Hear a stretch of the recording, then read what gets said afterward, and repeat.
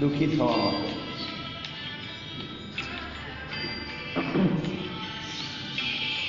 જેનાથી સુખી થવાનું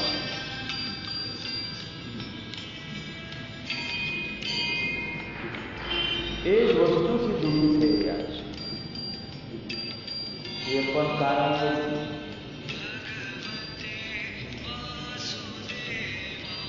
જેના માટે કોઈ કારણ નથી.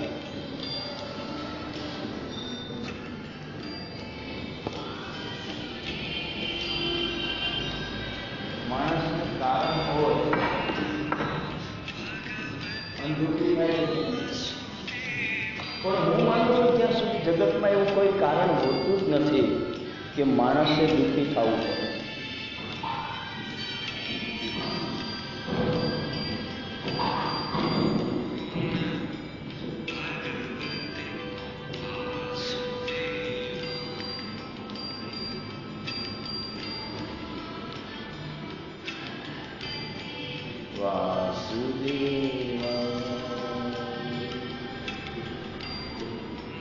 સદાય પ્રસન્નતા.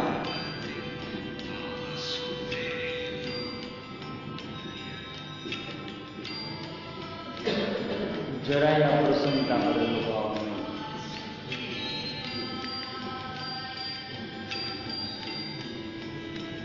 જીવનમાં પરમાત્માએ સુખ તો તમને આપ્યું જ છે.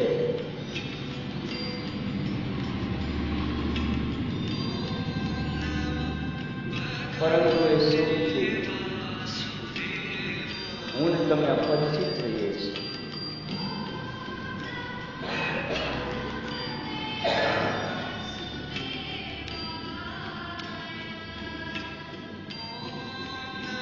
જેનાથી ખરેખર પરિચિતમાં રહેવાનું.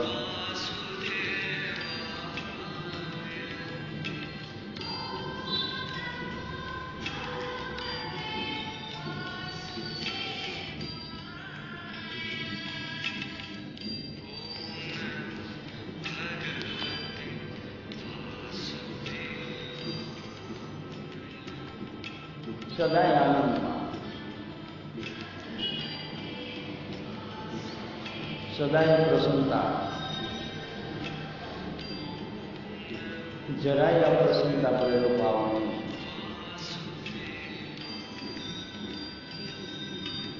ખુશીની લહેરો અંદરથી આવશે. શાંતિનો અનુભવ અંદરથી થશે.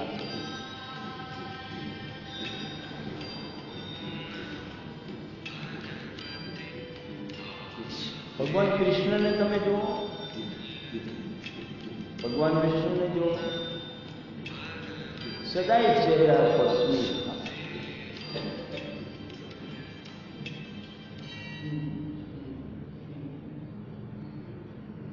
કૃષ્ણના જીવનમાં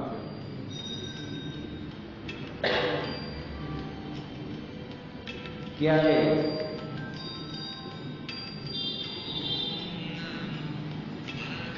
દુઃખ ભરેલી લાગણીઓ જોવા જ નથી. ગમે તેવી પરિસ્થિતિ હોય, ગમે તેવી પરિસ્થિતિ, કૃષ્ણમાં થોડી સમજણ આવી, તા મામાનું તેડું આવ્યું. અક્રૂરથી તેડવા માટે આવે છે.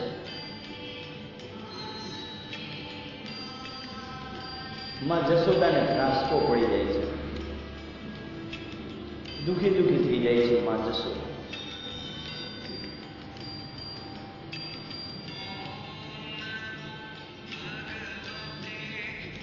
અને માનું દુઃખ જોઈને કૃષ્ણ માને પૂછે છે કે માં એવો તો શું પ્રસંગ બની ગયો છે કે તું આટલી બધી દુઃખી છું?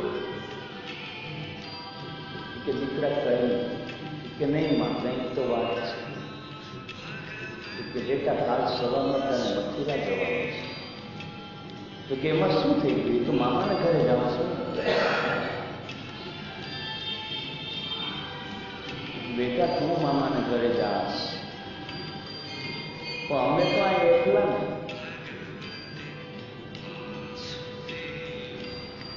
માં પણ કેટલી વાર, 1 દિવસ, 2 દિવસ, 3 દિવસ પછી ક્યાં તારે ચિંતા કરવાની છે? આટલા વર્ષો મામાની ઘરે જાઉં છું, તારે ખુશ થવું,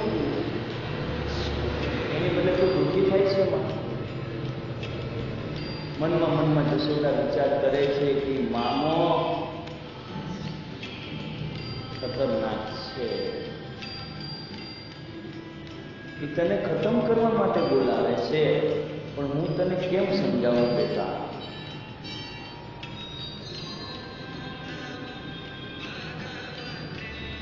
પરંતુ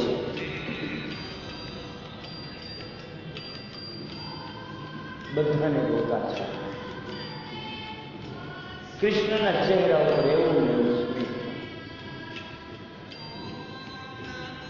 જરાય વિહવળતા.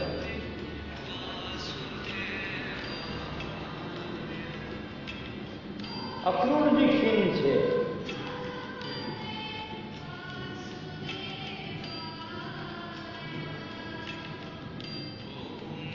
કૃષ્ણ રસ્તામાં પૂછે છે કે કાકા, તમે શું ચિંતામાં છો?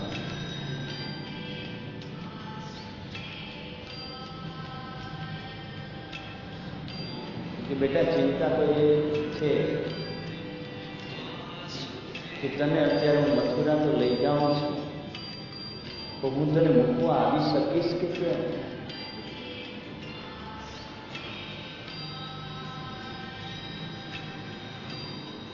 કે એમાં કઈ ચિંતા કરવાની હશે, હવે હું થોડો નાનો છું તે એટલો પાછો હોય જાય.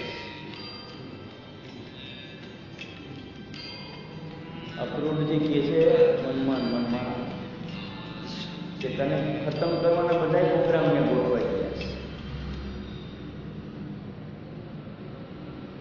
નાનામાં નાની ચૂક ન રહી જાય એના માટેની સાવધાની ત્યાં રખાઈ રહી છે.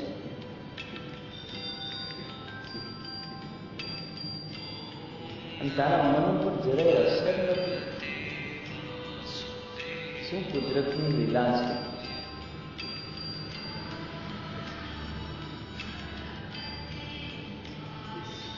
અને મથુરામાં આવ્યા પછી તો ચારે બાજુ કૃષ્ણને ખતમ કરવાના કારસાઓ. એક મોટા સાંજને છૂટો મૂકી દેવામાં,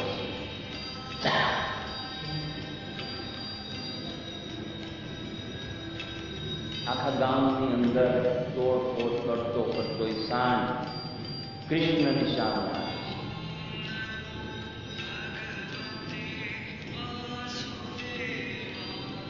અને કૃષ્ણની સામે આવે છે, રોકાઈ જાય છે.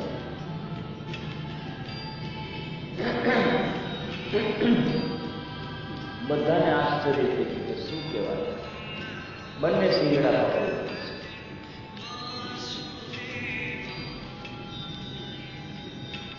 અને જ્યારે સાંજનો ઉલાળીઓ કર્યો ને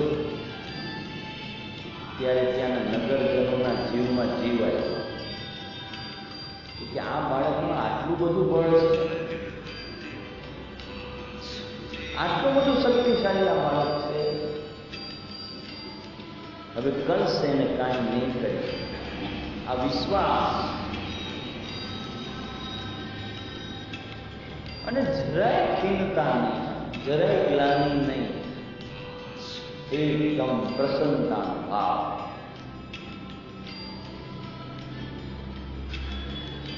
બસ આનંદ, આનંદ, આનંદ.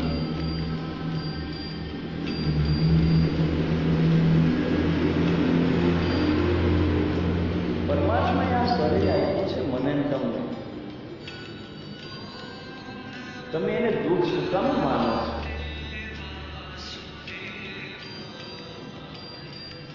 કંઈક તો આપણા વિચારોના કારણે જ આપણે શારીરિક રીતે અને માનસિક રીતે ખતમ થતા જાય છે.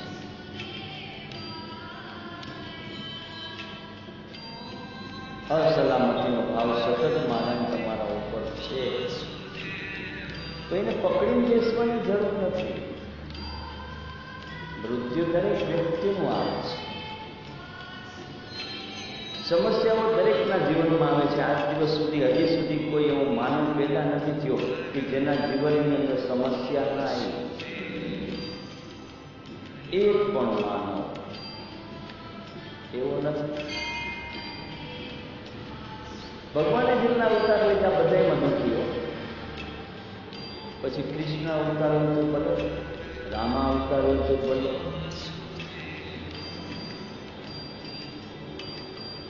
વામન અવતાર હોય તો ભલે, મત્સ્ય અવતાર હોય તો ભલે, વારા અવતાર હોય તો ભલે, ગમે તે અવતાર હોય,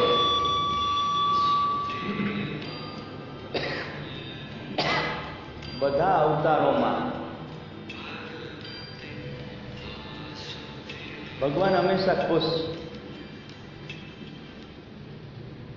એટલે માણસને કોઈને તમે એમ કહો ને કે તમારે પ્રસન્નતાના ભાવમાં રહેવાનું છે, માણસ શું વિચાર કરે? આપણે થોડા ભગવાન છીએ.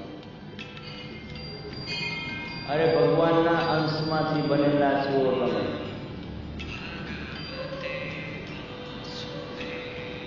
તમે એક ભગવાનનો અંશ નથી, બ્રહ્મા, વિષ્ણુ અને મહેશ ત્રણેયનો અંશ છો.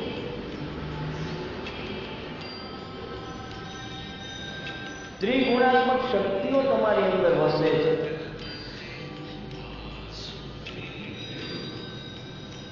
તમારી અંદર ઉર્જાનો ધોધ વહી રહ્યો છે. પછી શું તમે અફસોસ કરો છો?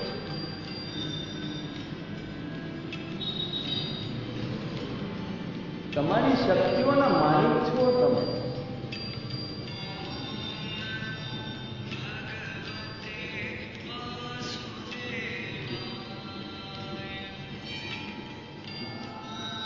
તમે સાચા ઉર્જાના માલિક છો.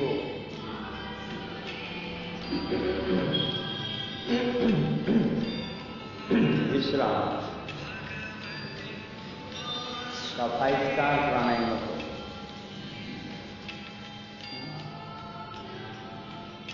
5 સ્ટેપમાં પૂરો કપાલભાતી. અને હવે આપણે કરવાનું છે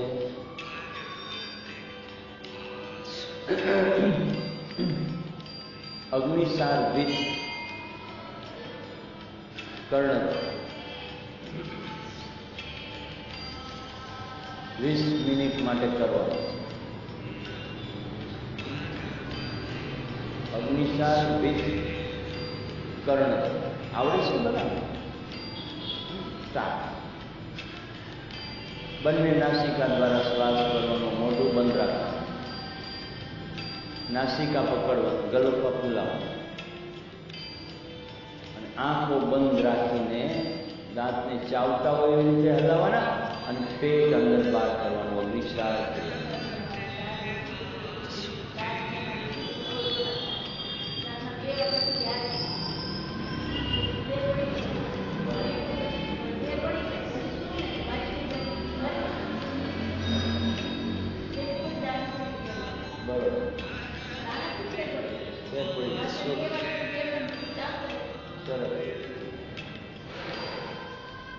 આવી રીતે 5 વાર કરવાનું છે.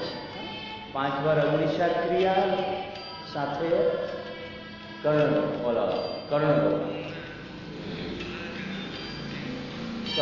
યોગાંતર વિથ અગ્નિસાર અને 5 વાર થઈ જાય. પાછું એ નહીં સતત ને સતત 5 વાર કરીને થોડી વાર રેસ્ટ થઈ જાય. કરીને એ જ કરો.